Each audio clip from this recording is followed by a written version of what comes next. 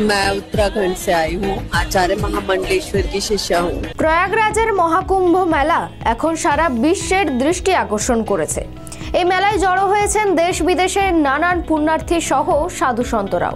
তবে এই ভিড়ের মধ্যে সকলের নজর কেড়েছেন এক সুন্দরী সন্ন্যাসিনী। মহাকুম্ভে গেরুয়া পোশাকে হাজির হয়ে সকলের দৃষ্টি আকর্ষণ করেছেন তিনি। জানেন কে এই সন্ন্যাসিনী? বিস্তারিত বলার আগে দেখুন পুরো প্রতিবেদনটি।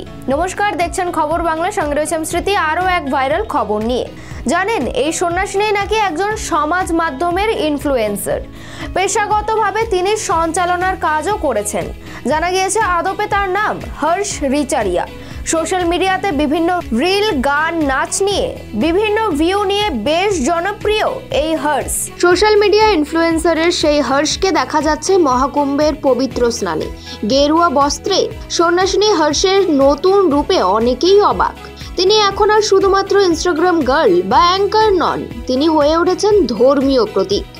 মহাকুম্ভের স্নান পর্ব সেরে হর্ষ তার ভক্তদের কাছে ত্যাগ, মানব কল্যাণ ও মহাকুম্ভের মাহাত্ম্যের কথা জানিয়েছেন। তিনি জানিয়েছেন, মহাকুম্ভ একটি আধ্যাত্মিক অভিজ্ঞতা যেখানে মানুষের আত্মা শুদ্ধ হয় এবং একে অপরের প্রতি শ্রদ্ধা ও ভালোবাসা বৃদ্ধি পায়। উল্লেখ্য, হর্ষ রিচারিয়া সম্পর্কে আরও কিছু তথ্য জানা গিয়েছে। তিনি মূলত মধ্যপ্রদেশের মেয়ে এবং বর্তমানে উত্তরাখণ্ডে বাস করছেন। সোশ্যাল মিডিয়াতে তার অঙ্গীকার এবং মনোযোগের কারণে তিনি জনপ্রিয়তা অর্জন করেছেন। এদিকে তিনি বিভিন্ন গানের তালে সোশ্যাল মিডিয়ায় ভিডিও পোস্ট করেন।